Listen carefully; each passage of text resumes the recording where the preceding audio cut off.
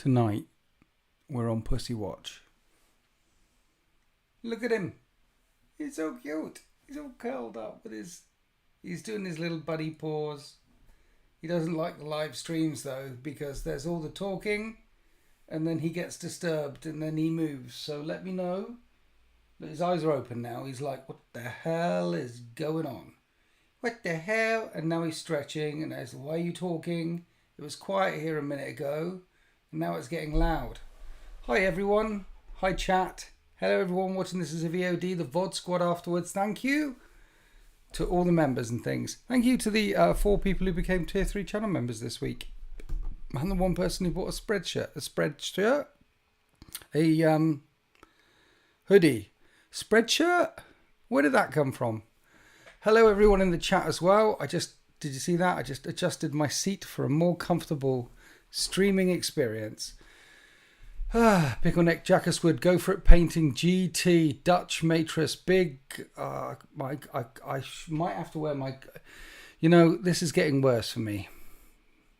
Reading. It was never good. It was never one of my strongest suits in the first place, you know. Reading. I'm reminded of that Bill Hicks sketch. What you reading for? Mainly so I don't end up as a waffle waitress. And, look, he's staring at me now. Liam T, thank you for your 27 months. That's a long time. I appreciate the support. The breaches are coming. In caps, he shouted that. That's why I said the breaches are coming. No matter what 3.0 brings, I forgive it also for bringing plastic breaches. Happy Tuesday, Winters. Happy Tuesday. Hi, Jello. Yeah, I mean, hi, Andrew Sol. It looks, the models look good. We all agree that the moddy looks good. The models look good. I've been trawling the internet, guys. I've been on the Warcom. I've been on the Warhammer community thing. I've been to some dark, yes. I have to tell you, I've been to some dark places of the internet this last few days, trawling it for Horus Heresy information and also trawling through various communities here or wherever. I've been trawling. And I've come to the conclusion that Games Workshop had access to all that information, and Games Workshop ignored an entire community. I can't find anyone out there who thinks that this amount of change per rules is a good thing. In all the communities I looked at and all the feedback that I get in my community, and people wanted tweaks. People wanted an evolution. Just like it evolved 5th, 6th, 7th. 7th was Heresy 1.0, Heresy 2.0. People wanted an evolution. No one wanted big changes. But there must have been a big change in the rules writing department of Games Workshop, because all of a sudden they've been ignored all the feedback from their entire community. And I realised the reason why Games Workshop ignored the entire Horus Heresy community is because Games Workshop don't care about the entire Horus Heresy gaming community. Games Workshop are only interested in releasing models, and the rules are sort of there to, you know, they're the next big release, the next big release, the next big release. They want to sell. And what they know is when they drop a new edition, they'll sell more miniatures. So this is a new edition. To drop this new edition, they'll sell more miniatures. They'll make lots of money. But they could have dropped this edition without all the changes that they're coming. Some of the changes look good. Some of the changes look very questionable. The main complaint that I see is, why so far, so much? So why is the main thing. Everyone wanted tweaks, but here we are. They don't care about the Horus Heresy community. They don't care because there'll be another edition drop of 40k the next year, and then another edition drop of AOS the next year, then another edition drop of Old World, and they keep doing the thing. It's short-term gain for long-term pain. Having a stable rule set that evolves very slowly over time in one sci-fi system versus a rule set that is, let's face it, 40k is not the most stable rule set, with data slates coming out, points changes coming out, codexes coming out all the time. Having one model and another model seems like a good idea from a business point of view, as far as I can tell, but what do I know? I'm just a very old, very confused YouTuber doing the YouTube things, and I'm surprised that Games Workshop have ignored an entire community. They just don't care about the community, I guess. Or they're not interested in what they think. Or the people who are talking to them are so inside a bubble that they don't know what the internet is and to click on the buttons and to find out the things. It's sad, really, because when I think of other major IPs that have ignored their community, those IPs get trashed. Warzone springs to mind because I'm playing Call of Duty Warzone again.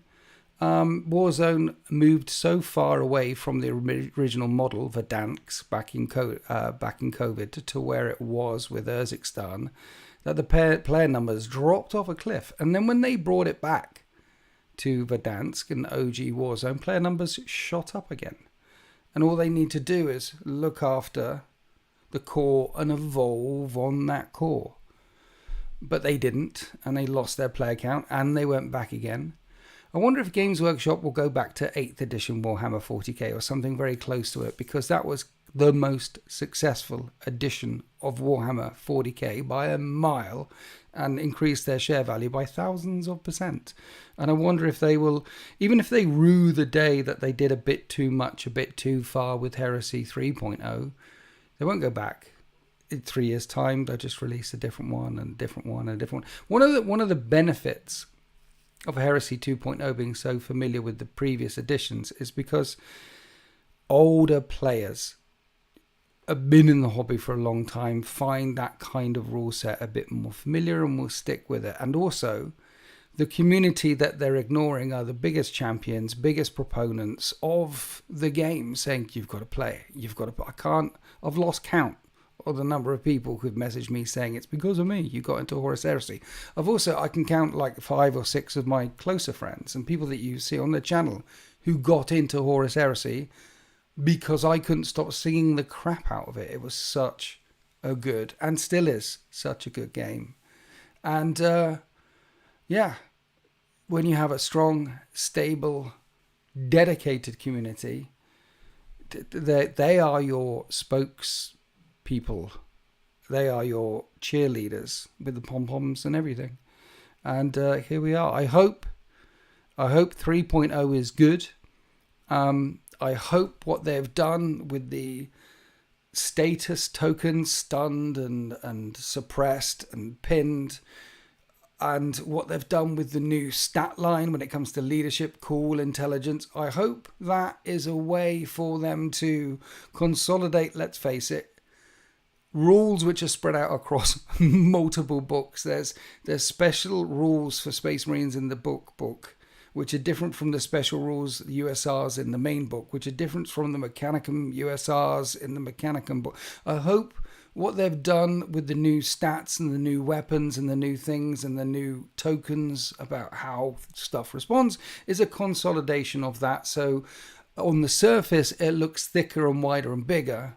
But underneath, when you really get down to it, it turns out to be quite a well-structured game. There is that. That could be a possibility. But after trawling the internet for a very long period of time, I am under the impression that they've gone too far too fast, too much too soon, and a tweak would have been better. And I can't, and the internet, from what I've found, seems to agree with me. But do you agree with me? I want to ask the chat, see if the chat agrees with me. I might put this as a bit. It's for the YouTubes, and so you can write in the comment section that you agree with me or not. Who knows? Am I onto something? Am I going mad? It's just sometimes I wonder about Games Workshop. They often just seem to not care about their entire player base. And that's just a bit sad. So, tonight, we're locked in. I want to get your thoughts and feedback. I've written that down, chat, to see if we'll come back to that point and see if that's a clippable bit, whether I turn it into a clippable bit. I've got my water. Okay, we're locked in. Got to hydrate. I've got my electrolyte tabs. Got to keep those electrolytes, guys. Make sure that you have plenty of minerals in your water. You'll feel a lot better, trust me. Let's jump into the chat and see what we're talking about this evening. And I might actually need my glasses for this. It's unfortunate truth of business It's an unfortunate truth of a business-orientated community and not a community-orientated company. Yes. Yeah, it can be both. There are new players round the corner, so Games Workshop don't care. Exactly. New edition equals new sales. They know that. And put a new edition out.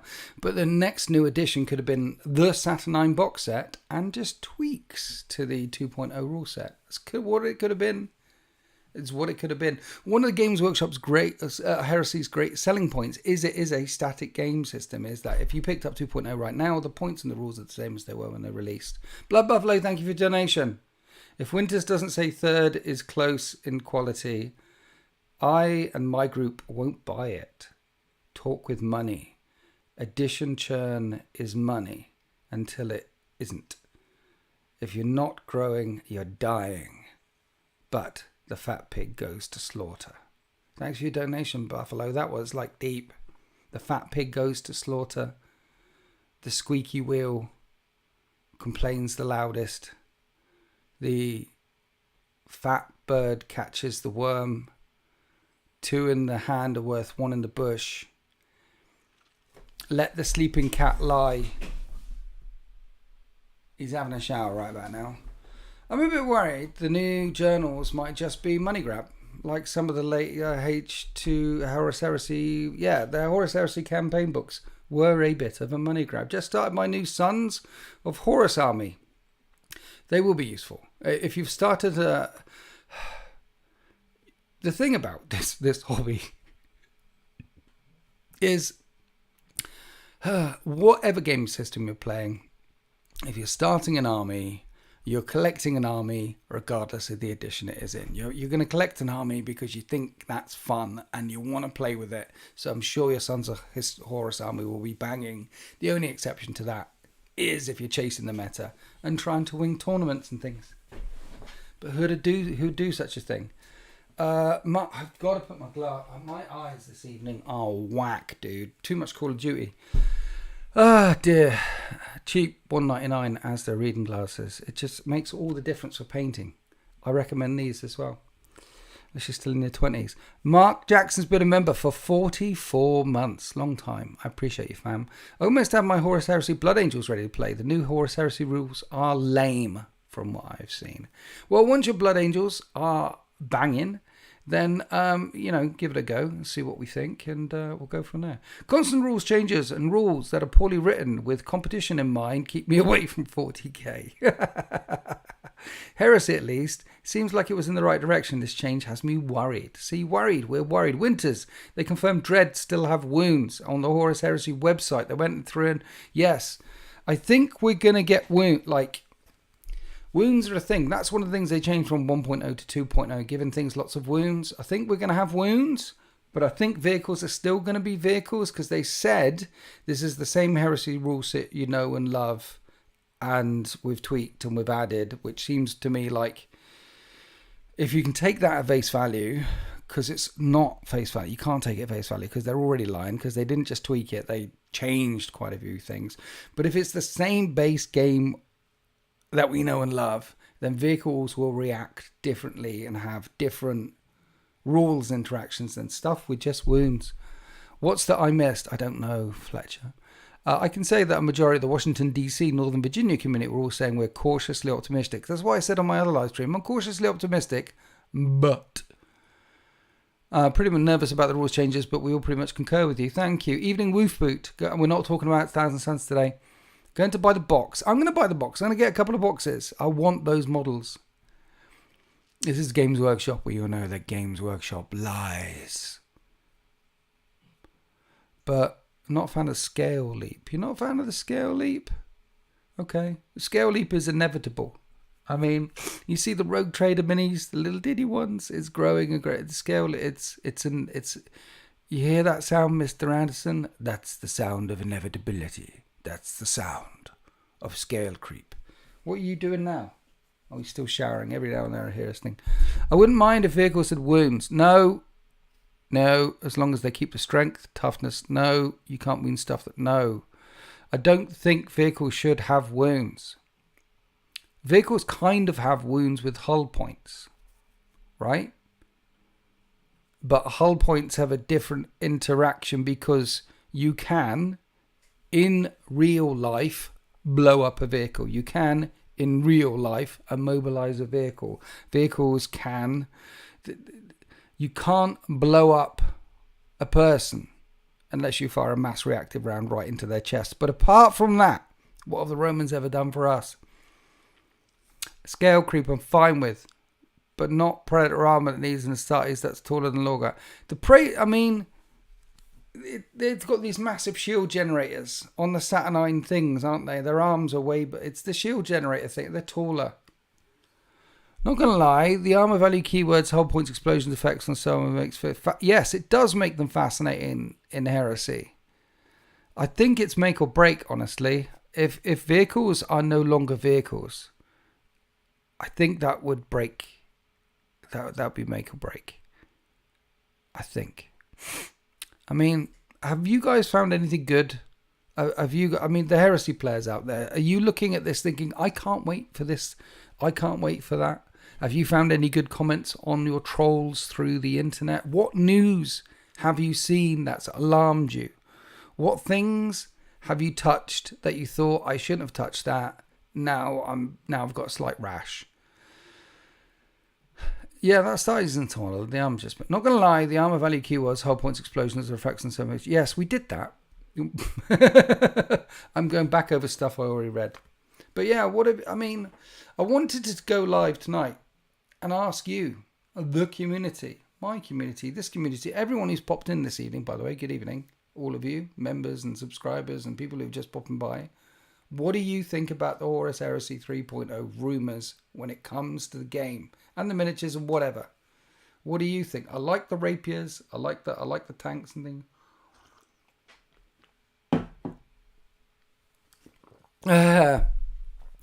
My group are basically waiting to see the rules. So far it's 50-50. No one really wants the 3-year churn. Yeah, one of the things that this is an interesting point actually. No one wants the 3-year churn. This is one of the reasons why Fantasy the Old World failed, amongst many, many, many other reasons, is back in the day, I knew plenty of people in the fantasy scene that would skip an edition. I think that Fantasy got to like 11th edition before they blew it up. But you'd play 2nd edition and then 3rd edition would come out. You'd ignore it. You'd collect your army for that edition, ignore the next edition, and then redo and then 4th edition.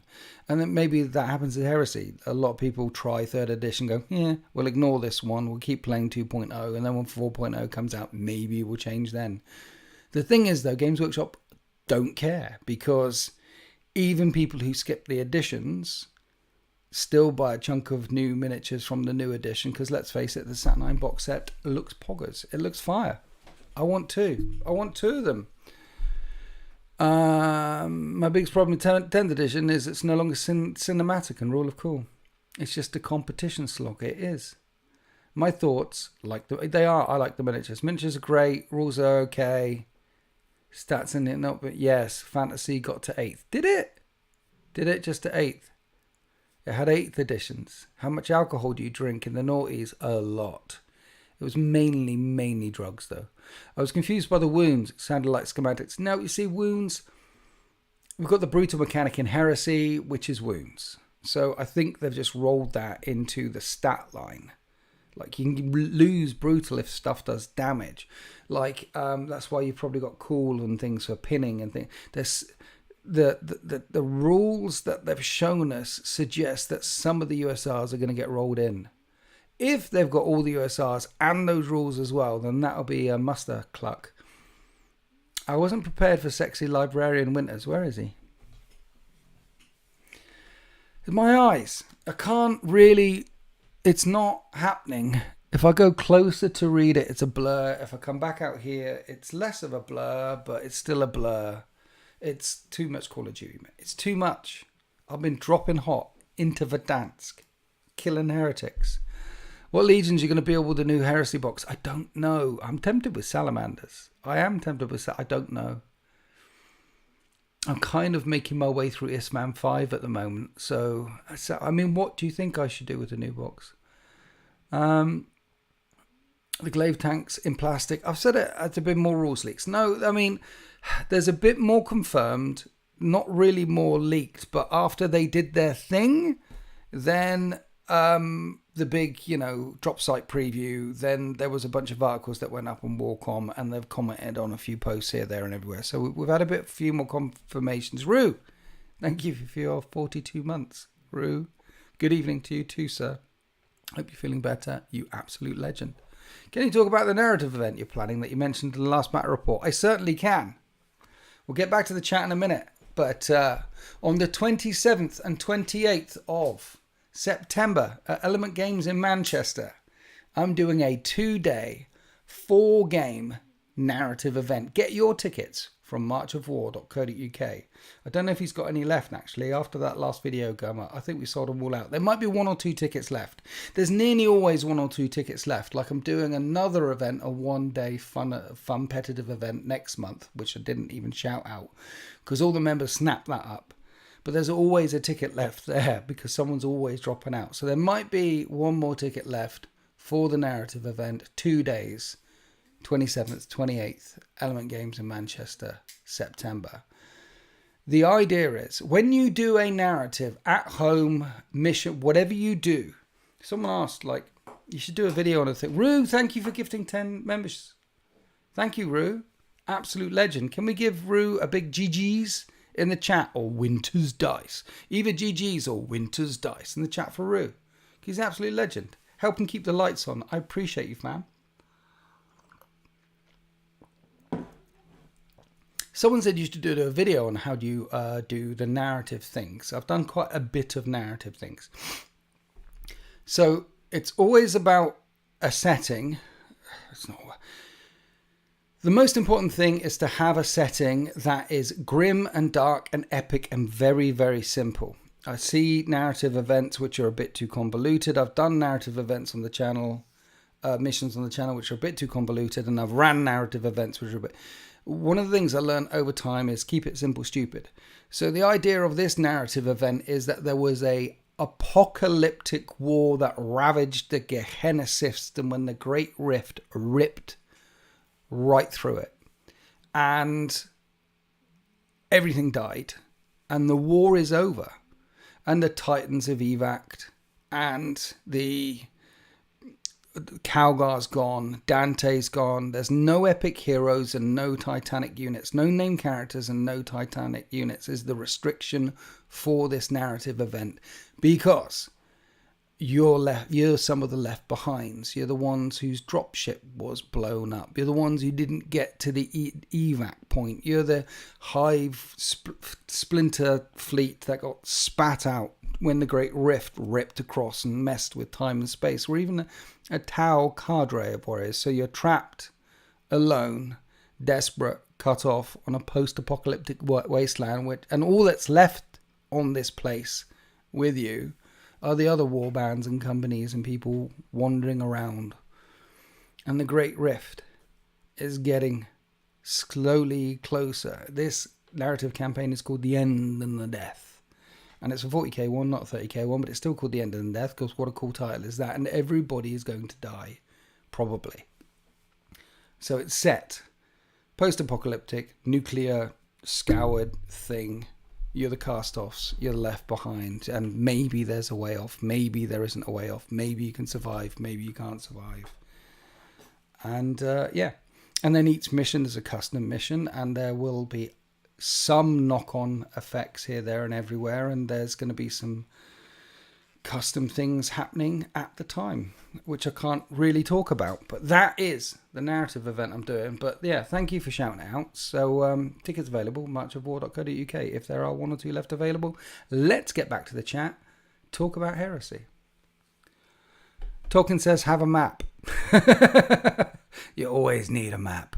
One of those times I'm going to fly in a Canada Land journey. One of these times I'm going all in and flying over from Canada Land to join into a winter's event. You know, it always surprises me. Like we've had Germany, we've had Japan, we've had South Africa, we've had Americans. He's not in here right now, but Wrath of Constantine, I'm talking about you. We've had people come from all over the world to my little events, and it's extremely humbling. Is this with regular rules or are Crusade rules involved? It's regular Warhammer 40k. It's all bespoke, all my stuff. I'm not using Crusade rules at all. I wonder how Mechanicum will be in the new stuff. So do I. France, Germany turned up. Yeah, Jackus Woods came all the way from France, yeah. I wish I could come from the US. Transporting an army sounds like a major pain in the ass, though. I know, right? Whenever I've gone to international tournaments and events and things, one of the criteria is, can the entire army fit inside a bag, a cabin bag, which is allowed in the overhead locker? Like I've got, I forget what size it is, but I've got one that is with all the foams. I mean, you are looking at the 2021 No Retreat Legend of Legend champion, GT winner, 100% GT win rate, went out there, smashed it, came back, got the trophy and everything. And part of the reason why that army was composed of it was an entirely inventory army, was because it could fit in one of those bags. That could go in the overhead locker. So, there were many, many armies, like 75% of the Warhammer armies that I couldn't bring because I was not going to no way am I going to put my army through that scanny thing and wave it goodbye. You know, when you put it down and they weigh it and you say goodbye. Have a safe journey there in the hold at minus 50 degrees at 40,000 feet. And then it comes out the other side and it's all torn and there's broken Space Marines in it all over the place. It looks like a train wreck, and you look at your bag and you go, have you had a good journey? And your bag just looks at you and goes, help me, and you can't help it because it's been used and abused by baggage handlers. It's had dogs walk all over it and sniff it because it's weird and like poop on it. It's had snakes on a plane get inside it at 40,000 feet. It's had a horrible journey. Let's face it, you've been in a plane as well. That's a pretty horrible journey as well. Locked in, being fed that food, raw dogging it, just looking at the map. Not at any TV or anything, just the map, just that 1 inch closer with the person snoring next to you, leaning against you that way with a child behind you, kicking the seat. And there you are complaining while flying through the air like a modern miracle. This is the thing about flying. We complain. But like a couple of generations ago, you couldn't fly anywhere. You couldn't go anything. This whole world was a much smaller place. But now we complain when we're taking part in this modern miracle, flying thousands of miles through the air while sitting down. First world problems, huh? You're convinced. See you in Buffalo. What are we doing? Where are we? This weekend's tournament, my team and I discussed going to Swindon from Buffalo to see you. No, it's not. Don't come here from Buffalo. Buffalo's much nicer. Swindon is a shithole. We have Niagara Falls, Buffalo Wings, and Josh Allen. I've been to Niagara Falls. It was one of the most disappointing places. It's a couple of things that I've been to in life, which you've gone to. Like, there's a couple of places you go to which are bigger than you think they are and look epic. Like the Eiffel Tower, you go there, that's pretty cool. The Grand Canyon, pretty cool. Big Ben, not really. Niagara, yeah, it's a bit of a shithole. Brighton Pier, Blackpool, terrible. Stow-on-the-Wold in summertime is just rammed full of Chinese tourists. You can't get a pint. Don't go to Stow-on-the-Wold. Bourton Underwater as well. That can get a bit crammed in the summertime as well. But where else would you go to the Cotswolds? What other time of the year would you go to the Cotswolds? Unless it's the summertime, because in the spring, autumn and winter, it's all underwater on the chalky floodplain up there. So there we go. Yes, for the Americans in the chat, Blood Buffalo, there is a place called Bourton-on-the-Water and Stow-on-the-Wold. Yes, these are real names. Elise Swindon isn't Bradford. I'm sorry. Bradford is a shithole. Winters, have you heard of Scrandle, where you compare two scrans and choose which one is rated higher? I feel like you're trying to bait me there. That sounds like dog water. Do you think Skirt 518? Do you think Heresy 3rd edition focusing on Dropsite Massacre means they're going to focus more on redoing old miniatures rather than releasing the new stuff at the Scouring? No. I think the Heresy is here to stay.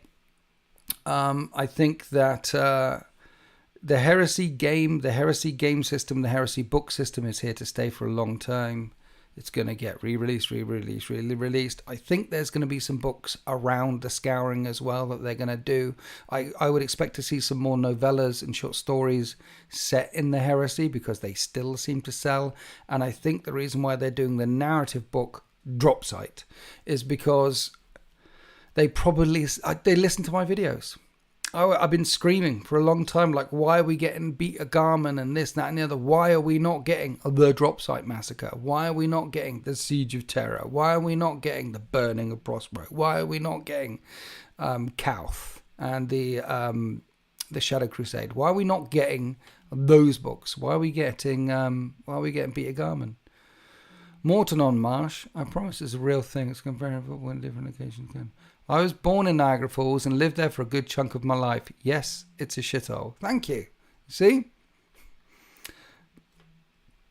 There's a lot of places around the world which are really crappy, aren't there? There's some places around the world which are quite nice, though. I like North Wales. That's very nice. It's nice up there. Around Mahuncleth and Dolgethlau and places like that. It's nice. Bangor, nice. It's up there. The very southern tip of Cornwall, St. Ives, Penzance, that sort of area, that's really nice. Not in the summertime, obviously. San Francisco used to be nice. I'm thinking about favourite cities now. Paris used to be nice. Not anymore. Hong Kong used to be nice. Not anymore. Favourite cities now, they've all kind of turned into shitholes. Italy, like Rome again. Ooh.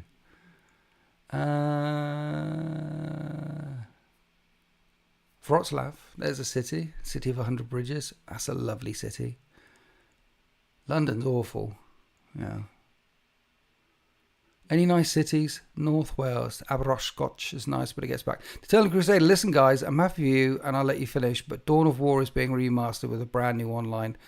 You challenged me to Dawn of War, the Eternal Crusader. The Eternal Crusader, you've been like I can't accept a challenge because you've been in the chat for a long time, okay? You're a member. And I will crush you. I will destroy you. I will humiliate you. You'll be walking through the street after a game with me, naked, someone behind you screaming shame, ringing a bell. You don't want to throw down with me, yo. You don't want to throw down, okay? I will unleash the dragon on your ass. There is a side of me which is so competitive that when I bother to go to a tournament and play tournament rules, I win. That's what I do. All I do is win. So I don't compete. I do pull the brakes back every. I mean, you get to a certain age and you're thinking, once you've won everything, I swam down, I got my brick, I got the brick, yeah. I got my stitching 1 in the Cub Scouts, I got that as well. I've got a couple of C's in my GCSEs. That's a pass. I've won the GCSEs thing, you know. Driving test, got that first time. Boom. Crashed my first like 3 or 4 cars. I remember when I met my wife, when she was a girlfriend, she was like talking to me about my driving, going, "Your driving's a bit, innit?" And it's, you know, like, yeah. It's like, and we had a conversation. Yeah, it's like, well, have you ever crashed before? And I was just casually flying down the motorway at 7,000 miles an hour. She was like, "Have you crashed any cars?" I said, yeah, I haven't. You know, this is the first car I've driven that I haven't crashed yet. And that wasn't something that you should say towards the start of your relationship, because it goes in there. And then on a random Tuesday in September, while we're going to Asda, she'll remind me of that statement. I mean, I've got a little helper with me when I drive. She tells me when the lights are red. She tells me where the other cars are. She tells me how close I am to the other car. I always know how fast I'm going with my little helper. It's, it's amazing. And I've only crashed the car since I married her. I've only crashed 1 car since. So clearly the helping is helping. The helping is helping. Haven't crashed the last 2. The one before that I did.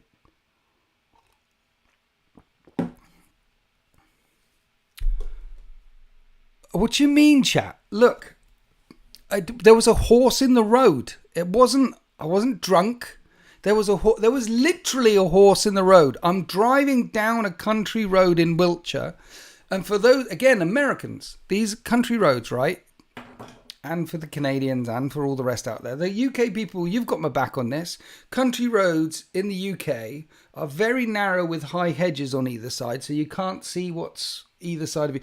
The higher the hedge, the older the road, because the fields grow over, and you're driving through these valleys of death. And the speed limit, you'd think it'd be 20 miles an hour or something, because there's no lines, no lights, it's just so you'd think it'd be 20, maybe 30 miles an hour at a touch down these winding cut. No. 60 is the speed limit. Boom. So I might have been and then this, as we all know, the speed limit is more of a suggestion than an actual limit, right? Like Jack Sparrow, the pirate code. It's more of, are they suggestions? Are they actually rules? Anyway, round a corner, bloody horse in the middle of the road. It's Wiltshire. What can you do? Either kill the horse or kill the car. I decided to kill the car. I'm a humanitarian. There was a big iron pole also. You're going down the thing, verges, and then the verges, and then went to verges, and then the hedges and went to verges. Fortunately, at the point where there was the horse, there was a bit where the hedges had gone to verges, so I could go up onto the verge. And for some reason, there was a big pole stuck up in the middle of the verge. A farmer must have put it there like 300 years ago or something, because the car hit that, and it was like getting hit by a thunder hammer. Dead car. That was fun. Wiltshire doesn't have roads. It does have roads, but we have a lot of horses in the roads. Blood Buffalo. I live in Buffalo now. I agree. Buffalo is way better. Why are we talking about Buffalo? At least 2 people from Western New York in the chat. Go Bills. Western New York. I mean, if you're from New York, you're definitely supporting the Bills, because you're not supporting the Giants or the Jets, are you? I was interested in the Jets for a bit.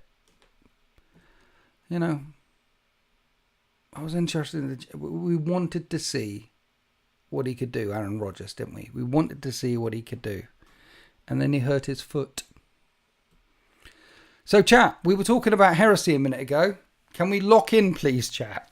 Can we get back to the heresy? Some of you asked some questions, and it's way up there. Re-ask your questions. Are you interested in the new heresy? Questions about the new heresy? Fears and things. Talk to me about heresy, chat. Yes, Eternal Crusader. Heresy, you say. Heresy, I say. Georgia, were you at the Horus Heresy? Yes. The bestest place in the UK is the Lake District. I haven't been to Lake District. I've yet to visit the Lake District. It's north, you see. Anywhere too far north is like, you're not sure if you'll get out alive, you know. Not quite heresy, but when is Fulgrim showing up in your Empress Children battle reports? Well, I don't know yet, because let's face it, he's a Primarch, so he's going to be one of the last things I do. I have finished Lucius. That's Lucius. The camera, I don't know. Lucius is done. That's my third Lord Exultant. He's done. Down there is 6 base-coated flawless blades. And the idea is Lucy goes with 6 flawless blades in a fun bus and comes charging out of it. And we'll put that on the channel a couple of times. And then Fulgrim is actually sat there next to my painting desk as well. Because I picked him up and had a look at him and went, I'll do the flawless blades first and the Land Raider first. I'll get to Fulgrim. We will get to Fulgrim. I need to get the Emperor's Children done before Saturnine comes out because I'm going to be busy.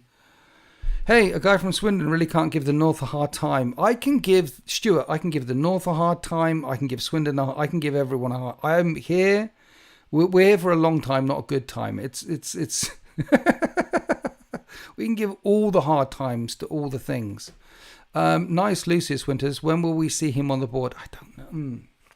That's a good question. So Monkey and Stylus are coming on Thursday. We're going to do Old World. Overlord Felspire is coming on Saturday. And we're doing part 2 of Into the Deep, which is a Votan narrative campaign, 3-part narrative campaign that I'm filming for members. We've done part 1 already. That's already up for members. If you're a tier 3 channel member, you can get access to all my campaigns and an extra video every single Witness Wednesday. And yeah, we're doing that one, and then Sultan on Sunday. So I might throw Lucius not in a fun bus against them on Sultan on Sunday. I might. Do you think third will be harder or easier for new players to get into? I'm very concerned about rule bloat and how many keywords and such in there. So it could be either or. It looks like the rules bloat is an actual thing. So second edition and first edition were hard to get into, but easier to master. I talked this a lot. Harder curve at the beginning, but easier to master, flattens out at the end really, really quickly. And there's a lot more rules. There's all the tokens. There's a lot more stats. Now, if we've got all of that and what we had before, then it's definitely going to be harder to get into the second edition, and second edition was already hard to get into. So the answer to your question will be yes. But if they're using all the stats and all the new status tokens and all the things as a way to consolidate all the other USRs and special rules that they have and stick them on the data sheet, stick them on the profiles instead, then it could be easier to get into. So I don't know. So do you think it'll be harder or easier for new players to get into? If I had to guess, it's Games Workshop. And I would say harder. The problem with the rules writers is they love writing rules. They should be paid for the amount of rules they manage to take out, not all the rules they put in. It's like a director directing a movie, you know, and they bloat the movie into this. It becomes this massive thing. When directors are reined in and someone else edits it and chops it into place, then we end up with Mad Max and Fury Road, which is a fantastic movie. We end up with The Matrix 1, which is a fantastic movie, one of the greatest movies of all time, certainly in my top 5. Matrix number 1. Tight, edited, And then when they're like, oh, you guys are really... They give them all the money and give them all the time in the world and then we end up with Matrix 2 and 3, which are okay, but definitely not a Matrix 1. Like The Lord of the Rings, one of the greatest trilogies of all time, versus The Hobbit. You need rules writers, directors, anything. They pay for what isn't in it rather than what is in it. You know? Are you waking up in a cold sweat about Votan sustained hit? You watched that battle report, huh? I nearly had that battle report. The one on Sunday, I nearly had that. Votan versus Emperor's Children. I nearly had that. I was in the lead, but they have a lot of sustained hits. And yeah. New players should paint while listening to audiobooks. Don't worry about the game. Hey Winters, what do you think about the more free army building? Right. That's a very good question. Winters, what do you think about the more free army building? They have said that there's... Games Workshop have said that there's more ways to assemble your army in 3.0. And what do I think about that? More ways to play more Warhammer more often is the correct tagline, because just more Warhammer more often is overwhelming mess, but more ways to play Warhammer, a good thing. 40k is suffering from the tournament edition right now, where it's just all tournament. Where is the narrative play? Where is the open play? Where's the casual play? Where are my other card decks to play 40k in a different way other than competitive tournament way? Not that there's anything wrong with competitive tournament play.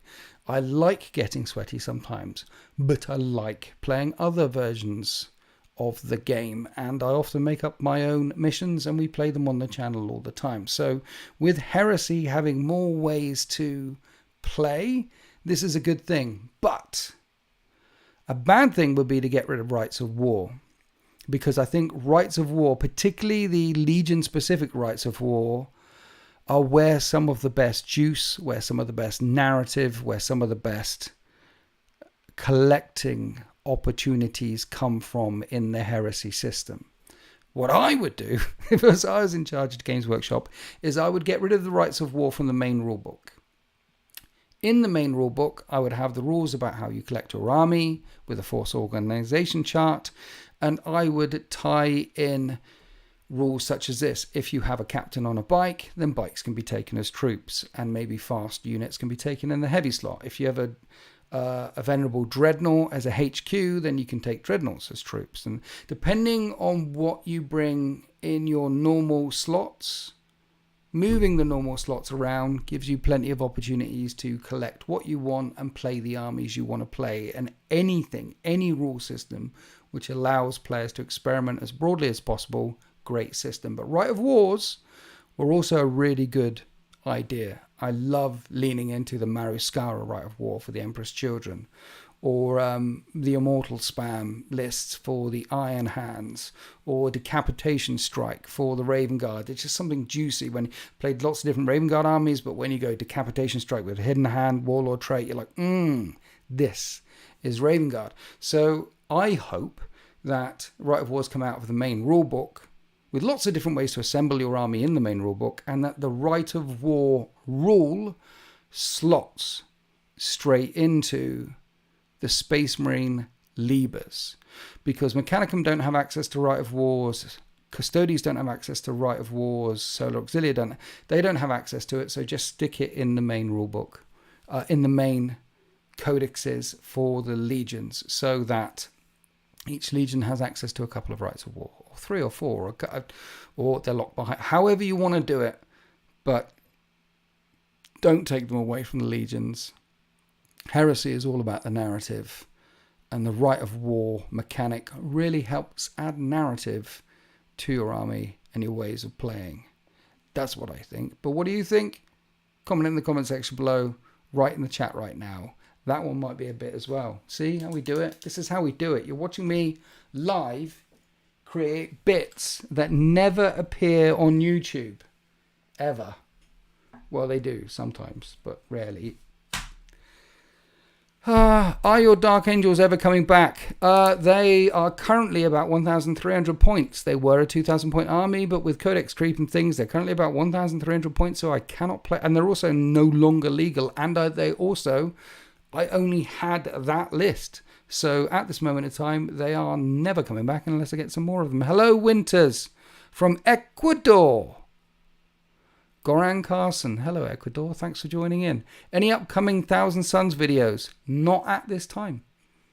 The videos I produce, I don't have Thousand Suns, so it all depends on people coming around here and playing Thousand Suns against me, and I haven't got anything lined up that I am aware of imminently.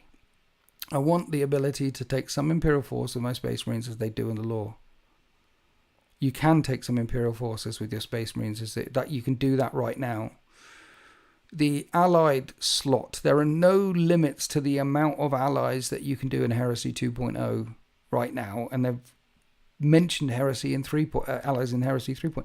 You can bring a main force org and allies and allies and allies and a knight at 3,000 points if you want to. There isn't. The allies are alive and well in the current rule set. Wow, that's a 700 point drop since they were knight. That's crazy. I know, right? How do Games Workshop sell more stuff? Everything gets a lot cheaper. You realize how much stuff you now need for a 2,000 point AdMech army? It's crazy spam. No World Eaters? What does that mean? Not World Eaters? What does that mean? Henrik? You're not making any sense.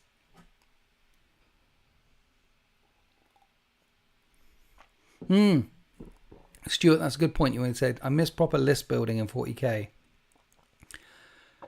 One of the greatest things Games Workshop ever did was get rid of proper list building and bring in the rule of 3. You can bring 3 of anything. In Battleline, you can bring 6 of anything. And it's one of the greatest things Games Workshop ever did from their point of view. Because sales went whoosh. Just taking the gloves off and letting people bring whatever they want to bring. Someone got a raise for that. So Force Org and how to collect and build armies for 40k is never coming back. That's gone. They made so much money. And I'm wondering, this is another, I don't trust. They're a very difficult company to trust. How can I trust Games Workshop that they're not going to try for a similar thing for Heresy? If not this edition, this is a light version, and then next edition, it's just, they're hard. Winters, I think you should do World Eaters for the new edition. I've got Alex's World Eaters next door, painted by marchofwar.co.uk, because marchofwar.co.uk also does commission work, and they've been on the channel a few times, and he left it here. And I think I've played them personally on the channel once. I need to play them again. I should do the World Eaters. That's a good shout. I have got a Heresy game coming out this Sunday, which is Alfarius versus Mortarion. 4,000 point Heresy game. And then the next one that I'm playing hasn't got World Eaters in it. It's going to be Emperor's Children versus Iron Hands. That's one I'm filming on Friday. Looking forward to that one, because we've ran those. We know what we're doing. We've ran similar lists against each other before, and it was a couple of times similar favorite lists, favorite-ish. It was good. It's going to be a good one. It's going to be a good one. But then they said we can't bring units of 30 blood. Yeah, Stuart. You know what makes me sad? The fact that you're so far away in New Zealand, upside down, hanging on by your fingernails all the time, because otherwise you'll fall off. Sad, isn't it? You must have very strong hands. Me, very strong arms, very strong forearms to hang on for so long and not fall off the bottom of the world. Me, only my right arm is really strong. All the Games Workshop employees are getting a bonus because the amount of profit they make recently. All Games Workshop, every year, if Games Workshop make a profit, that one of their things, Games Workshop are notoriously bad payers. They pay their employees nothing. So, but what they do, what's rolled into their whole thing is if you're a permanent employee of Games Workshop or even a part-time employee of official Games Workshop, not through any sanctioned stuff such as tournament organizers, all those sorts. But if you work for Games Workshop and they make a profit, 20 million this year is getting divided between the dudes and dudettes. That's how they do it every year. I think it's one of the ways they do that because they pay people so badly. Servo Skull, thank you for gifting 5 memberships. Absolute legend. Can we give GG's, a big GG's or Winter's Dice in the chat to Servo Skull, please? I've still got some Winter's Dice left. I think I've got 31 packets left.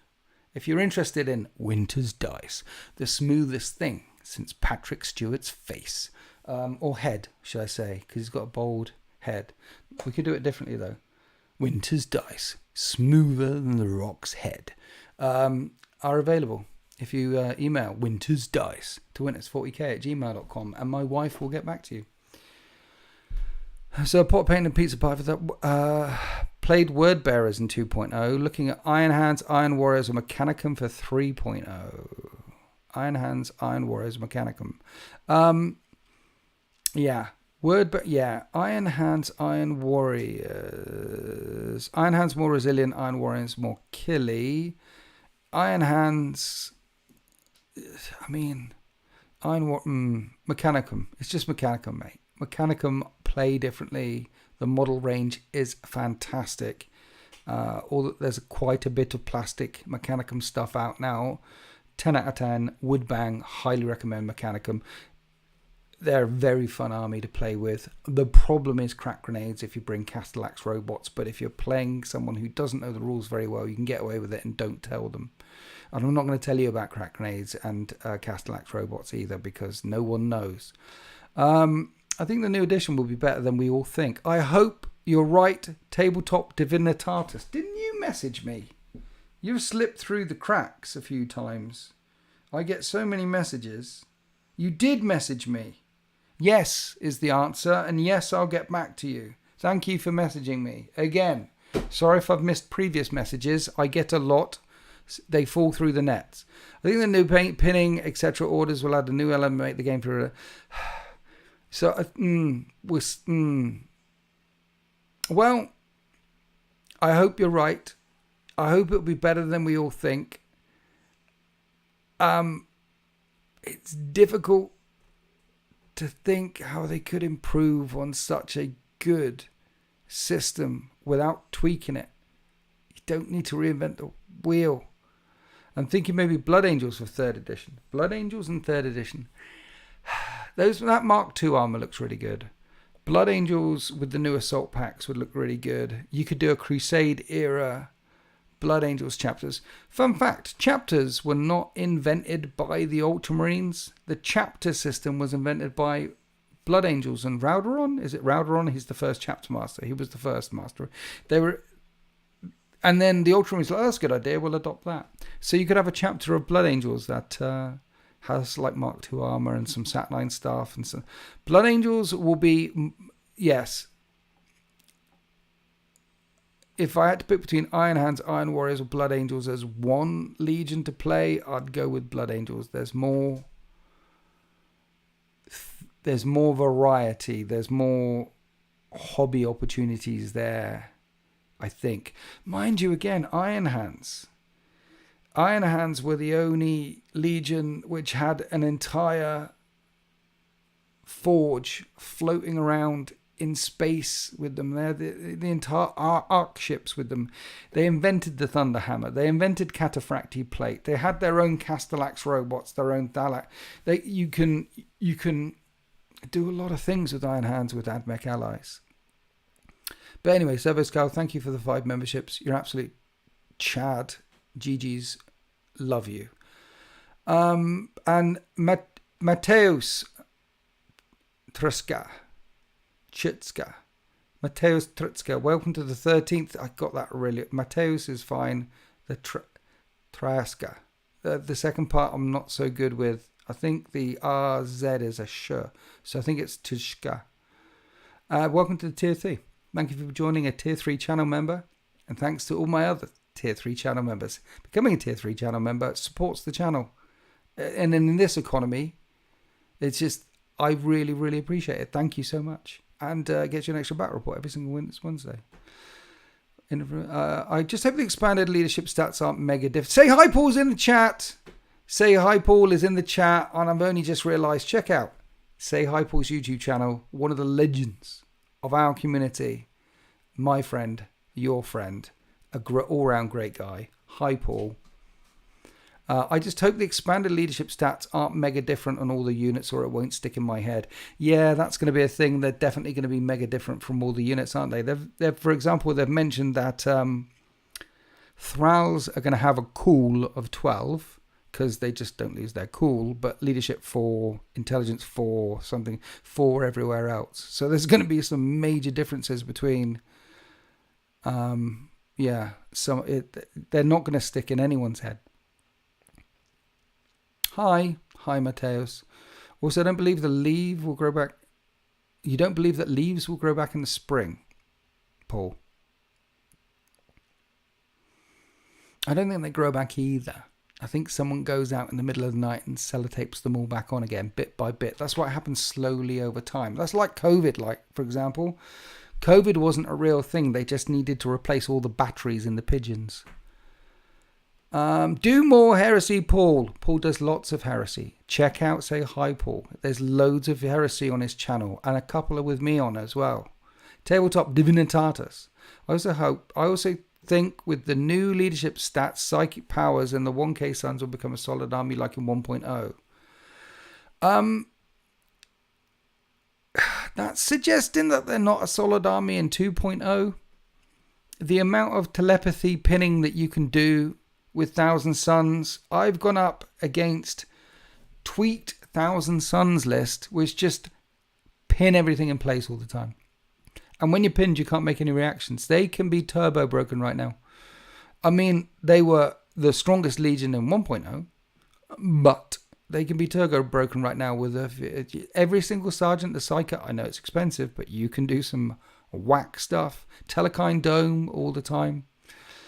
My biggest concern, Iron Ogre Gaming, is damage and wound stats. If it gets out of hand like 8, it's just a death spiral of stats. Yes, I agree. I'm hoping that most weapons are damage 1, damage 1, damage 1, damage 1. And that it is an extension of the brutal mechanic for Brutal 2, Thunderhammers, Brutal 3, Gravis Power Fist, things like that. I hope it's an extension of that. We don't need Lance Cannons to be damage 2. A Lance Cannon at Strength 9, AP 2, Sunder is fine. Because what do you need a damage on it for? Unless you're hitting a Dreadnought. Then maybe it does need damage 2. The damage stats could get real crazy real soon. World Eaters against Mechanicum. Loved it. Yeah. Buy not Benvig. Dungus. I'm interested in jumping into Heresy. I'm waiting to see if armor vases are sticking around before I commit. Yeah. Lots of people are waiting to see if the armor facings are still a thing. The armor facings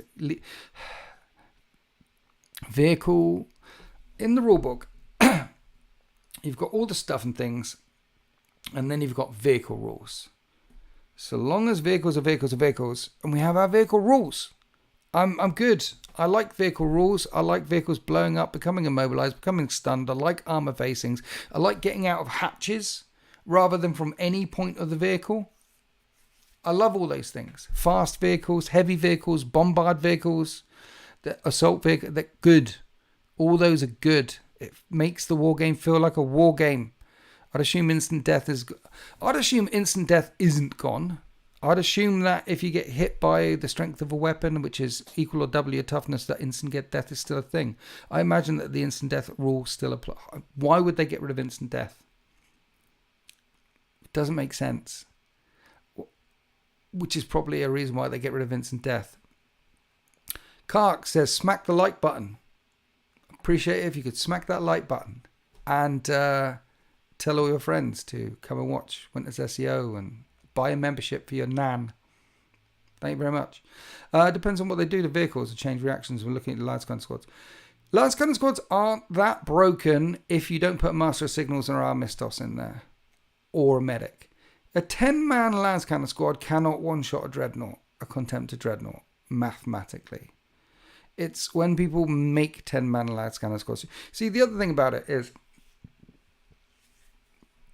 when I'm playing, I don't bring 10-man Las and Cannon squads or 10-man Plasma Cannon squads or 10-man Volkite squads without my opponent knowing, or vice versa. And what you can do is, if someone's got a 10-man Volkite team which chucks out 50 shots, which wound on 2s with Deflagrate, and a 10-man Las Cannon team, what you do is just trade that out at the beginning. Like, okay, you brought that along, I'm going to shoot it, and then you can return. They're gone. They're not... There's 10-man Las Cannon team. There's more broken things in Heresy than 10 guys in a Las Cannon. There is. There's the old... what is it? Phalanx blades on World Eaters for a start. Broken. There's the that White Scars, Rite of War, where they all get feel no pain and they don't. There's a few broken things like that. Anyway, I do hope that all the named characters get Eternal Warrior. No, Tabletop Divinitatis on this, I draw the line. So one of the problems with the old edition, in fact, one of the problems with 7th edition is Fearless and Eternal Warrior and rules like that became so widely used that leadership and stubborn, we had so many increases to Fearless, to Codex Creep, stubborn, all these leadership modifier things, and Eternal War, that leadership pretty much, it had less meaning. And when you've got so many Eternal Warriors and everyone becomes an Eternal Warrior, then the fact that only Sigismund is an Eternal Warrior, I mean, you've got Endrid Har, who's toughness 5 with battle hardened. He can take a last cannon hit. You've got Death Shroud Terminators at toughness 4 with battle hardened. They can take a last cannon hit. But you're counting on one hand the number of people that can take that hit. That's a good thing. Making rules rare is a good, like in 40k, in 9th edition, and who goes first, because you had some fight still first units and fight last units and fight this, and it became a mess. So one of the good things they did in 10th edition is they got rid of the fights last mechanic completely, and the fights first happens to charging, and there are 1 or 2 things in every faction, literally 1 or 2 things in every faction that can give you fight first. In some factions, 0. In the Death Guard, you need a Foul Blight Spawn, and it's a once per battle fights first, done. They made those rules rare. So something, and that means it's more meaningful. And having less Eternal Warrior means it's very, very meaningful. I like it. I like the fact that only Siggy is. If they get, I mean, Abaddon, battle hardened, he can take a lance cannon to the face. It's rare. It's good. It surprised the crap out of me. But after playing it for a while, originally I was on your side at the start. I was on your side. I know where you're coming from, but you're wrong. You're just wrong. Go to the back of the class. Go to the back. I played and played and realised just how wrong I was, and then I came to the front of the class. But right now you're wrong. Sit at the back of the class and don't throw bogeys at anyone.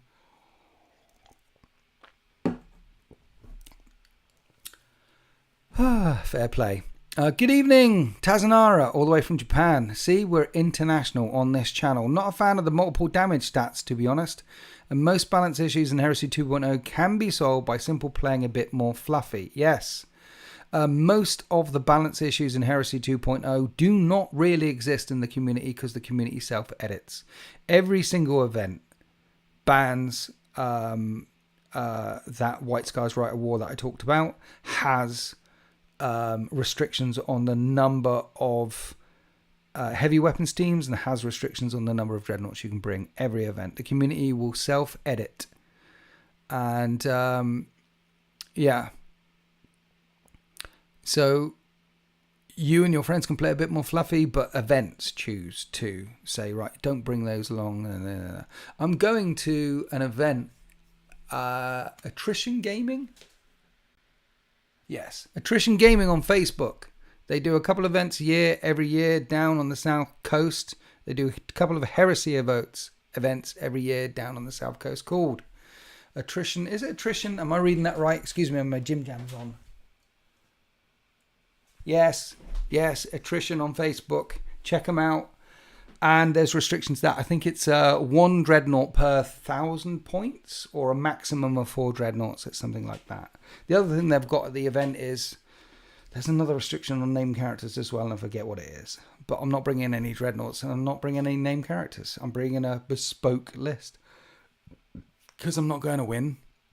I'm going to have fun. And Karks has sent 5 gifted memberships. Can we drop a fat GG's in the chat for Karks, please? Thank you, Karks. Absolute legend. Thank you for your donation. I appreciate it. Thank you. Triple D Wargaming. Triple D! My biggest fear for 3rd is not getting my army finished before 4th. Respect, yo. Respect. GG, Karks. GG's. I just wish they're balanced dreadnoughts so I can take an all dreadnought right of war list. Well, yes. All dreadnought right of war lists, Fury of the Ancients or whatever it's called, are also banned at events in 2.0 because it's an auto win for most cases. Yeah, I think that's why they've gone with damage on weapons. Because of javelins and because of dreadnoughts, they've gone for damage on weapons. So more weapons will have brutal 2. I mean, I imagine most powerfists will be brutal 2. And then some of them brutal 3. I imagine, yeah, I think that's what we're going to get. And then once we've got more damage, more brutal weapons. Let's face it, in 2.0, if some of the big guns like neutron lasers and some of the big guns were damage 2, brutal 2, then dreadnoughts wouldn't have been as much of a threat as they are right now. You might have to move through the ruins and duck and dive a little bit rather than just charge 3 of them straight up the table, because you can take 1 of them out or even 2 of them out and then the third one hits your lines and goes through everything. I agree. I have much more fluffy fun games with Horus Heresy than 40k, with the best thing on the metal. I personally play warp fire stuff and it's fluffy for my word bearers. Yeah, the more you lean into the heresy is written with a narrative in mind, and the more you lean into the narrative and narrative side, narrative fun list, the more fun you have. Some of the most enthralling battles that I've had in heresy aren't the Primarch on Primarch stuff or this dreadnought smashing into the line. It's those fights between despoilers and a tactical squad when the sergeants are challenging each other out, and whoever wins or loses depends on whether they get that objective or not. The little fights. There's so many stories that come out of the little fights. It's great. It's really good. Wrath of Constantine. I was talking about you earlier on. I hope the new edition keeps the real feel, unbalanced factions. Yeah, the factions are unbalanced. Solar Auxiliary and Mechanicum are weaker than the Legionaries factions, and Custodes are better. And that's the real feel, because, yeah. I just want the mini where Horus and the Emperor are playing it. Yes. How long do we think we'll be waiting for the box release? When did 2.0 come out? I'm guessing August, September 2022, right? Was it August, September? Or was it July? Because 40k has been on a 3-year release cycle since 7th edition. And before then, it could be 4 years. And there was an edition between 4th and 5th where it was 5 years. Or was it 5th and 6th where it was 5 years? It was a long time before we got it. But yeah, you didn't know what year 40k would be coming out. Is it this year? And then it wasn't. Oh, it's going to be next year. And then sometimes it wasn't. It was 5. And then, yeah, from 7th, every 3 years. 7th to 8th, 8th to 9th, 9th to 10th, 3 years. 2.0 was June. 2.0 was not June. 2.0 definitely didn't come out in June, because I went up to Games Workshop for the launch event and it wasn't June. It wasn't warm. They said summer, so I'm kind of hoping July. Yeah, that's why I'm thinking July, August, or August, September, because that's the end of summer. Because I've got a feeling in my head that I was up at Games Workshop August, September, but I can't remember what I had for lunch. So I'm probably wrong. Someone Google it. When did 2.0 come out? ChatGPT will know. ChatGPT knows everything. So yeah, they said summer. So it's coming out this summer. If it comes out, like, that's what I mean. Like, if 2.0 came out in August and it's a 3-year cycle. If they release it before August, that means 2.0 didn't even last 3 years. I mean, what's that all about? July, I think. Google what you had for lunch. Google, what did I have for lunch?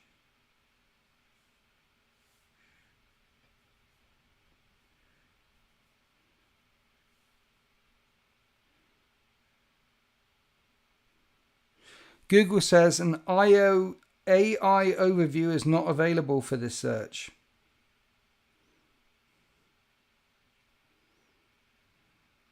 And then someone out, but the top answer in Reddit is muck chicken. Random fact. because it wasn't warm. I don't think that's a good determiner of time in the UK. Fair play, Stuart. Okay? The UK, it's always 11 degrees and raining. Doesn't matter what time of year it is. It could be June, it could be November, and it's 11 degrees and raining. If you're around that ballpark, it's probably, I think outside right now, it literally is. On my phone, it says 11 degrees. Look at that. And it is raining outside right now. What's going to happen what's going to happen to the Force org chart, same as before, and what about allies? So we've seen with the leaks and things that there is a Force org chart of some description. So there is going to be some kind of Force organization chart. They've also said that there is going to be many different ways you can collect an army. So there's going to be many different ways you can collect an army. I suspect it might go back to what it was before, which is if you bring a captain on a bike, you can bring bikes as troops. If you bring a thing, XYZ, you can do that. So it looks like there's a Force org chart with more ways of collecting. And then there's allies right now exist. Allies have always existed, and allies will exist in the future. When it comes to heresy, there'll be a slot and how you include them in. And at the moment, there is no limit to the number of allies you can bring. You can have a primary Force org. You can play a 5,000 point game, but your primary Force org can be 1,000 points and add on 4,000 points of allies in this slot, this slot, this slot, this slot. Multiple allies if you want to. That is how the rules are set up now. I can't see them changing that. Which army should I start painting? Admech, Sisters, or Empress Children? Empress Children, baby. Excessive. With an excessive amount of paint. Just get a pot of Dulux pink paint, dip them in, shake them off, done. Pre-order was 5th of June. So you Googled it. The 2.0 pre-order was 5th of June, 2-week pre-order. Really? OMG. So it's May right now. So 3 years is June, is next month for 2.0. So it could be coming out next month. I've got to get my Empress Children done. I haven't been painting very much because I've been playing Verdansk. I've got to get the Flawless Blades, 3 vehicles done, and Fulgrim minimum. I can do that. I can do that in a couple of weeks.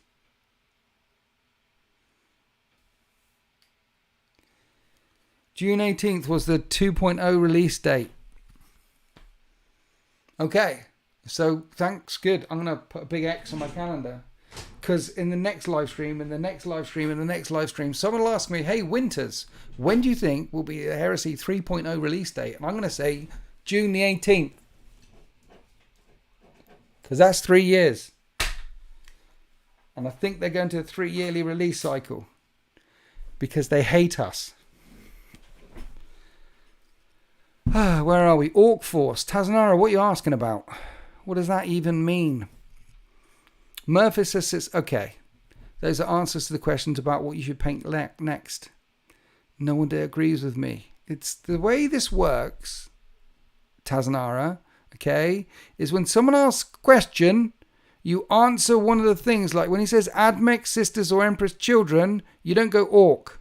You say Admech, Sisters, you don't think that's.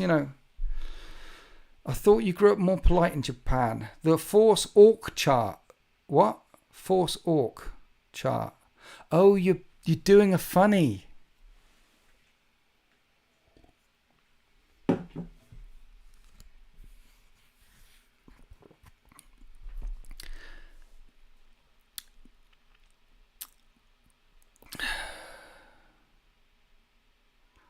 I am indeed doing the funny. Next time, write it on a postcard, send it to Winters, Terror, so I know in advance that you're about to do a funny, and I can prepare myself for the amount of humour and the amount of pain my sides are in from laughing. Because thoughts on the epic challenges system in 3.0? Okay. The challenge system in 2.0 is slight jank. I think the 2.0 system, the challenges are a bit jank and can be improved. That's one of the things that could be improved in 2.0. what do I think of epic challenges and all the things that they're talking about that you can do in epic challenges, it seems like they've gone, hey, there's a thing that we can improve, and let's push it off the cliff and then scoop it all up, put it into a bucket, and then here's the bucket. That's my fear. That's my fear, that it'll be a bucket of slop instead of an improved system. But I'm a really half empty kind of guy when it comes to these heresy things. It might be glorious. The challenge system could be improved. Definitely. Any news on vehicle rules? No news on the vehicle rules, Silo. It's going to be make or break time. Can you hand deliver that? Tazanara? No. What do you mean you want a 5-6 year cycles? That's 2 editions of Money Sucks to be popular. What do you mean you want 5-6 year cycles? I don't know who's talking about 5-6 year cycles. If I was in charge of Games Workshop, here's what I would do. You've got Fantasy Old World AOS. You've got Sci-Fi 40k Heresy. 4 systems, 4 yearly release cycle. Number of 40k players, who I say 3 years, isn't. They've got 27 factions in 40k. So if they release a codex every other month for the 3 yearly cycle, they don't have enough months to release them in the 3 yearly cycle to get them out in time in a 3 yearly cycle. Because we've got loads of new factions that we didn't have before, like Sisters and World Eaters and Emperor's Children and Leagues of Votan, and heck, Custodes weren't their own standalone faction for the longest time. We've got lots of new things locked in. So yeah, 40k players often complain about how fast the release cycle is. A release cycle every 4 years? That's what I would do. And I would have 2 systems, one fantasy, one sci-fi, which has the churn and the FOMO and the FOMO and the FOMO, and I'm missing out and balanced data slates and Minotaur and Fear Up. I have one of them. And I have 2 systems, fantasy and sci-fi, old world, heresy, which have fixed rules, which they don't evolve. The points don't change and the rules don't change for that 4 year cycle. That's what I would do. Whether it would work or not, I don't know. I mean, Games Workshop, RNF, they're making bank, yo. They're making bank. The CEOs on Games Workshop right now, they're out there on a yacht somewhere in the middle of the Caribbean, getting oiled up by I don't know, someone who does the oiling, while someone who serves them the glass of gin and tea is serving. They are having gin and tea being oiled on a yacht somewhere while their wives are back home with their second brother's sister's friend. This is how it works in Games Workshop right now. They're having a great time. What do I know? They're making bank. 4 years would be better. I know, right? 4 years would be better. See, you can come to the front of the class, Lim T. Thank you. 4 years would be better. That's how you do it. Say hi, Paul. I'm half expecting them to copy the old world and have a tiered failure system for losing combat and breaking. It's the same rules department, isn't it? It's the specialist games department that is writing this. So they might do that. You can often tell when the rules writers have been chatting to each other. Oh, that's a good idea. We're going to... I completely stopped playing 40k and buying 40k books and miniatures when we hit 8th edition. Still haven't bought a 40k product since then. Nice. You know, vote with your money. Vote with your wallet. Sipping on gin and tea, laid back. You had enough of the churn. Yeah, man. Yeah. As I've said many times, being in this hobby is hard. You got to lock into a project that you want to do. And then do that project. And then at the end, once the project's done, if you want to play, stick your head up above the parapet and see which edition we're in. And okay, I've done it now. This is my... Yeah. So I'm banging together 3,000 points of Painted Emperor's Children Legion. That's what I'm doing. And I want to add about 2,000 points worth of demons. But then Heresy 3.0 is coming. So we'll never know if we get the demons or not. But that's what we're doing. We're locking... And when I've got that project done... if we've changed editions or rule boxes or Minotaur and field menus or points or whatever by then. It doesn't matter. The project will be done and I can look at the glorious things in front of me and then play them. And whatever project you have, Bretonnian Knights on Cavalry, or White Scars Biker List, whatever it might be, just lock into it, get yourself some Audible, or even better than Audible is listen to Bat Reports in the background, because they also tell you stories and teach you rules and things. That's what I do. Listen to Say Hi Paul in the background with his dulcet tones, because his camera work is but his dulcet tones are lovely. And while I'm painting away, that's one of the ways to do it. And then stick your head up once your project's done. Just let a woman get belligerent, angry. Blood Buffalo is pounding the mean streets of Buffalo in America. He's a postie, okay? He's having a hard day. Can we give Blood Buffalo a pat on the back, please? Because, big hugs. Big hugs, you, Blood Buffalo. Much love and all that. Give him a big hug, cause pounding the mean streets in Buffalo. He's just had a woman get belligerent and angry at him for not coming into his home to talk to her cats.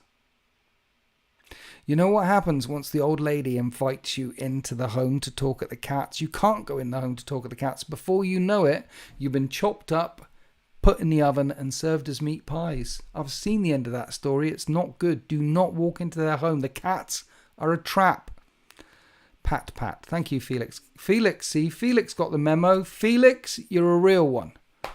Give him the proper pat. No one else. Everyone else hates you, Blood Buffalo. Whitcomb, I just want to have to buy a bunch of stuff to keep my heresy armies, to have them as full armies. Stop playing 40k after my town needed a ton of money to make my collection legal again. Yeah, that's 40k. Painting to the sound of 50 dice being rolled and then re-rolled. The soundtrack of 10th edition. Oh dear. AB, plot twist. It was Buffalo's own home. That's a hell of one. Wife, I'm not coming in to talk to the cats right now. I've got a job to do. Yes, but you got to come in and talk to... I'm not talking... I said goodbye to Timmy this morning. I just popped home for lunch. Blood Buffalo says, I will not fail the mail. By blood we endure. I imagine, have you seen Kevin Costner's The Postman? Lots of people didn't like The Postman, but I think it's cheesy as hell. But I think it's pretty good. I like Waterworld. I don't know what the problem is with Waterworld either. Waterworld, Mad Max on the water, banging, like it. I like Waterworld and I like The Postman. And when I'm reading these comments from you out there in the post-apocalyptic nightmare that is Buffalo, I imagine that you look a bit like Kevin Costner and it's The Postman. Double plot twist. The last wasn't a resident. Oh dear, you got to watch out for the Buffalo cat ladies. You just got to watch out for the cat ladies. You got to watch out for them. The Postman had its moments. I hated Waterworld. Giorgio T, get to the back of the class. How can you hate Waterworld? It's a good movie.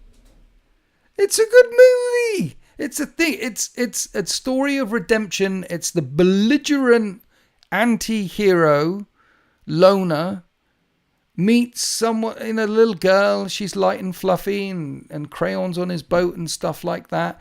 Paper. Look at the paper. It's got great lines. It's got Dennis Quaid. Not Dennis Quaid. The other Dennis. He's chewing up the scenery. Dry land is not a myth. How can you dislike Waterworld? Back of the class. And Snake Plissken is king. Thank you, Henrik. Poster, I can't even say, but Postman with Liam T. I can't read it. That breaks my brain. Perturabo, but with Posterabo. I said it. Male within, male without. Winters wears glasses. No, look, I don't normally wear glasses. Normally I can read this quite well. And normally I can read stuff quite well. Okay? Normally. well-ish. This eye I'm half blind in this one because of things, and I have to put in eye drops every single day. Apart from the half blindness and the daily eye drops, they're fine. I don't need them for driving or anything. However, when I spend all day on the mean streets of Verdansk shooting heretics out the sky and getting dubs, fat dubs in Call of Duty, it kind of strains the eyes because I sit there like that, not blinking. And then when I come to do a live stream and I'm looking at this scrolling up, I've got no idea. So these are my painting glasses, $1.99 from Asda. Highly recommend, 10 out of 10. So I can actually see what I'm painting with the thing. And it's why I don't edge highlight anymore, because of the half block. I just dry brush and wash and things. I can't really do all the detail that I used to be able to do. I'm very old. It'll happen to you too, okay? Ibuprofen will become a friend. You don't realize that there are people in the chat right now who are in their 20s. They have no idea how much of an impact ibuprofen is going to have in their lives later on, okay? And all the things that you used to hate when you were younger, like staying in and going to bed early, become your dream when you get older. I'd love to stay in and go to bed early. Become a dream. Youth is truly wasted on the young. 2026, Winters member green dice. Green dice? Do we want green dice? I've still got some blue dice. Winters dice. To get your hands on some Winters dice, email winters40k@gmail.com. Hey Winters, how long have you been in 40k? Since the beginning. Andrew Sol. 40k released in 1986. I moved around a lot when I was younger. I'm a military ex-brat. We came to the country, back to the UK when I was 11. And so when I was 11, I remember discovering Warhammer on the White Dwarf in the newsagents. And I remember finding some lead miniatures in the back of the store. And I picked up Warhammer Fantasy Battles, and they just started in 85. They started Warhammer Fantasy Roleplay. Picked up that stuff. And Chainsaw Warrior, I think Dark Future. And then Warhammer 40k was released in 1986, and I was there the day Horus slew the Emperor. I was there the day our local gaming store launched it. It was glorious. Running out of there, tears streaming down my face. A tenner for the whole box. Do you know how expensive that was? It was like 30 quid. But I was there all day, floating around all day. There was a few games, there was a few painting things, a little bit woo, a little bit there. And about a couple of hours in, the guy walked out and I had 2 boxes in his hand. He's like, "These? I'm selling these for a tenner." And I punched the other kid, leapt forward. It was movie. It was slow motion John Woo. Grabbed it out of his hand, crashed to the ground. Mine. Tenner. Walked out of there. Painted at least 3 of them as well from that box. Dang, you've been playing longer than I've been alive. Yeah, please be patient with me. I am from the 1900s. I'm surprised they wrote a new RP system for fantasy rather than rebooting the old one. Warhammer Fantasy Roleplay I played that more than D&D back in the day. Death on the Reich was incredible. I love that game. And a lot of White Wolf as well. Shout out any Vampire the Masquerade and Werewolf players out there. I'm surprised. Where are we? My first models were some Scorpions in the late 80s that my gran bought me from a tiny shop and said, "Yeah, man. Them's the days, huh?" Hi, Jean Bata. You are a bit late. We've been going an hour and a half. I'm thinking about call. Any more questions about the heresy, guys? Any more? Thank you for joining me in this Talky Tuesday live stream. But any more questions, comments, things? How long can we keep this party bus going? Is this a 2-minute warning, or do you guys still have a lot to chat about? What time is it? It's nearly 10. So, any more things? I mean, my things are... I hate to repeat myself, though I repeat myself all the goddamn time. I am cautiously optimistic when it comes to third edition. It looks like it might be okay, but we'll see. Friendly neighborhood inquisitor, boo! Why did they get betrayed by his son, the horse? I don't know why the horse betrayed that. Friendly Neighborhood Inquisitor, can we ever drop a... GG's in the chat for Friendly Neighborhood Inquisitor. Thank you for dropping a gift of membership. Thank you. GG's in the chat for Friendly Neighborhood. Which Primarch needs the most improved rules in 3.0? See, Alpharius feels kind of weak, but the stuff that affects the whole army is epic. They're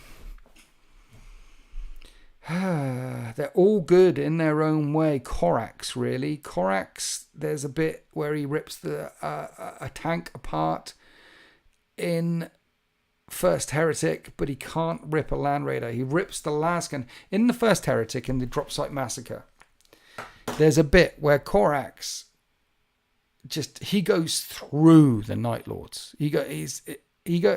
And Argol Tal and the Galval Back have to drop in to try and slow him up because they're just slaughtering everyone. And I think the Galval Back, he says there's like 300 of them at the start, and then by the end there was like 50 left because he had to do what he can to try. Anyway, oh no, it's not on that bit. It's not at that bit. It's where the bit where they get off the planet at the end and the thing. And anyway, he attacks a Land Raider. He uses his claws to rip off the las cannons on the side of the Land Raider and go and that is epic. But Korax can't actually do that because he's just strength 6. So give Korax some more love. What if Fools Fall in Love? I don't know. Can we still get Winter's Head? Yes, you can. If you'd like some Winter's Head, email wintersdice to winters40k@gmail.com. My wife will get back to you.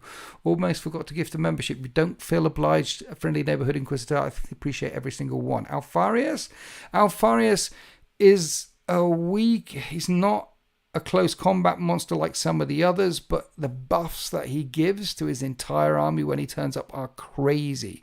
The only people who come close to Alpharius, I mean, he can do more than Horus and more than Kurz in overall buffs, but Horus's overall buff, which is stubborn +1 leadership, is really strong, and Kurz's overall buff, which is night vision, which means you can't shroud any shots, is the strongest. Kurz is undercosted. He should be 100 points more expensive, maybe 150.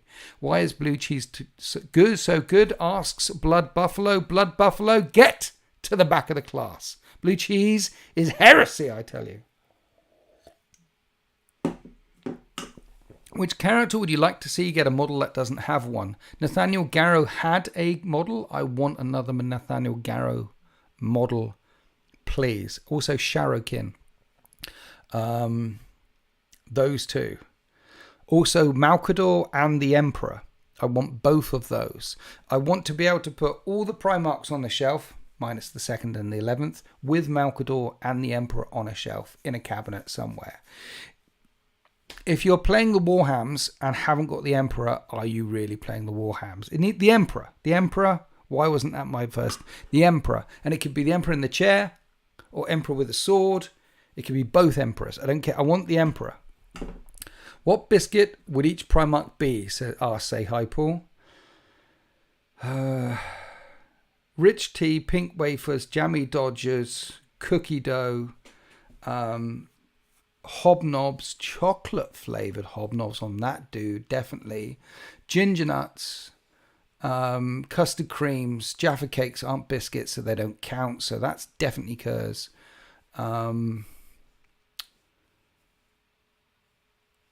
Iced creams. I'm out. Hi, Andrew Williams. Model. I want Arik Tyrannus. Nice. Hey, Malkador was in the trailer. I know. Malkador and Valdor and Kroll. The head of the Sisters of Silence. Yeah. Just so good. It's the best thing about that trailer was being on Terra and seeing Malkador and Kroll and Valdor with each other. It's just good. Remember, versus any other things, not promo. What if you need a Malkador model? I've got some dust. Maybe, Red Richmond. Here's a theory. At the very end of The End and the Death, after it's all done, and they're dragging the Emperor's body back into the throat. We know how it dies, okay? Spoiler alert, if you see the movie The Titanic, it sinks. Spoiler alert for 40k, it's a tragedy. Horus dies, the Emperor gets buggered up, ends up on the throne. That spoiler. However, you never actually see the Emperor get enthroned on the throne. And if it happens off screen, it didn't happen. If unless we see it on screen, we've got no evidence that it happened. So they're dragging him back. They got him there. They talk about the whole thing. He's there. They're all there. They're having the chat. Wouldn't it be good? Wouldn't it be? Malkador's been on the throne all this time. That's Malkador up there, which is why they're feeding 10,000 souls a day, every day to him. Because the Emperor wouldn't need that many. And the Emperor's actually, he healed. He went to Titan. He got better. He started a bit of cobbling. Like Daniel Day-Lewis after There Will Be Blood. He moved to Italy and became a shoemaker for a bit. He did that for a while. And then he hung out with Eldrad and he said, what's this about these paths? And Eldrad said, hey, look, there's another path here. It's called the Path of Crochet. And he followed that all the way to Exarch level. He became the best crocheter. The Emperor's crochet, by the way, if you'd have seen his crochet. I mean, I don't even like crochet. I'm sure you guys. If you saw some good crochet and some bad crochet, you'd just go, what is this? Get it away from me, Nan. But the God Emperor of mankind makes some crochet. You'd be like crying. You'd be like, that deserves to be in the Louvre. Let's burn down the Mona Lisa. Let's put that crochet up there. He's been hanging out for thousands of years, maybe learnt a bit of jiu-jitsu, rolling on the mats, that sort of stuff. And then he's coming back from outer space. He'll just walk in to find us here with this sad look upon our face. We should have changed the stupid locks. We should have made him leave his key. If we'd have known for just 1 second, he'd be back to bother me. But oh no, go. Walk out the door. Just turn around now. You're not welcome anymore. Yeah, he's going to come back. All the Primarchs are coming back. The Emperor's coming back. We're going to have a new Great Crusade. Games Workshop have sold us all our Space Marines again, all our Land Raiders again. They did the Heresy. They've sold us all the things. They're going to do it all again. The new Crusade is coming. It might not come next year or the year after that, but the Big E, he's coming. And it's going to be a whole new section of books, and it's going to be the new Crusade. And I'm here for it.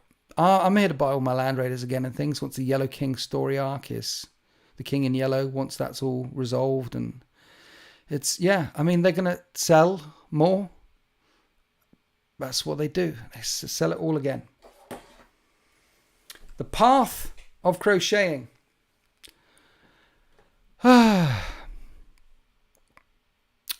If enough of us get sent to the back, eventually it becomes the front again.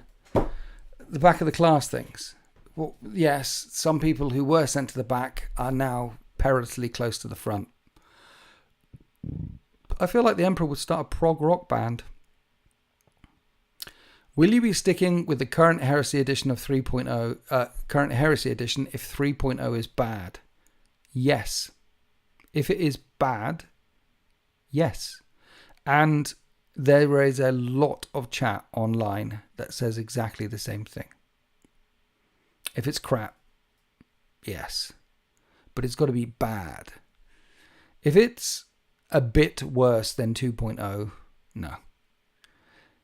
I have played every edition.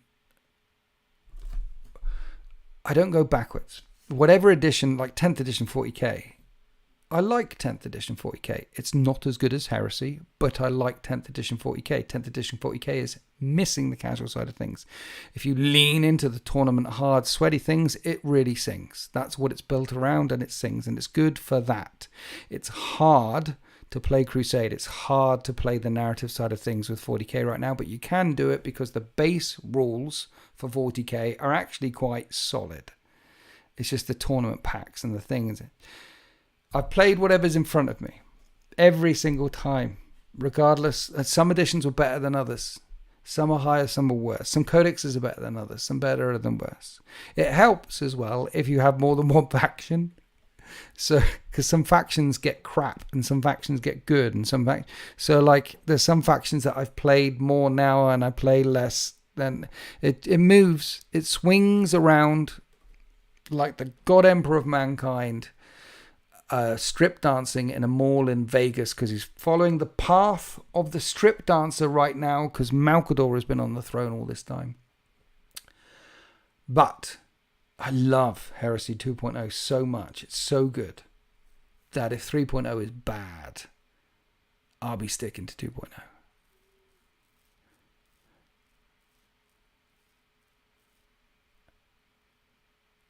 Okay. Hour and 45 minutes. We got there. We did a chat. We chatted. Oh, I'm staying because SSXE. SSX. Oh, I see what you've done there. SSXE. I see. Yeah, that's. Thank you for your I think that's Australian. I'm not sure that place exists, but thank you for your donation. I really appreciate you. The sign of the Aquila hand gesture is just a shaka. Changed my mind. Sign of the Aquila. It's the sign of the Aquila. It's just a shaka. Changed my mind. It's just a shaka.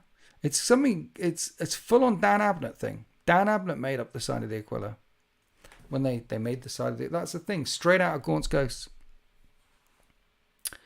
Yeah, man.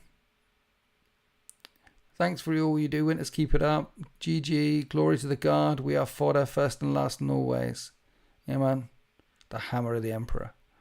Yeah, no, good. Thank you, chat. Thanks for joining me this evening. Thank you for all your support. Thank you for liking the stream if you did like the stream. If you're watching this later on as a VOD, shout out to the VOD squad. Please comment in the comment section below and let me know your thoughts, feedback on anything that was said in the chat this evening. What do you think about 3rd edition? What are your hopes, your fears, your dreams, your loves? And would the Emperor ever become a pole dancer in Vegas? The new rules are exactly what I've asked for. Robust rules for status effects changes. Okay, so there is one person, exactly what I'd have asked for, who really likes the ideas for the new changes, which is good. And that's the internet for you. It's a broad spectrum of loads of opinions and ideas. But remember, on the internet, there is only one idea and one opinion, which is the correct one. And that's mine. Happy wargaming.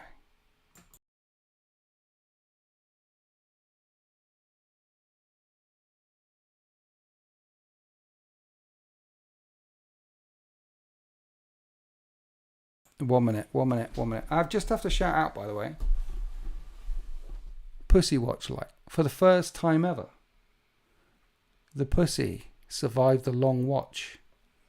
All the way through the live stream. Normally stamping around like a petulant French waiter. Like, ah. As soon as I start talking, he doesn't like it. But he stayed for the whole thing. And he had a shower and everything, and he's still there. I think he's going to get an extra little fishy in his dishy tomorrow for that. What a cute little boy. Anyway. What was that? Yes. Bye.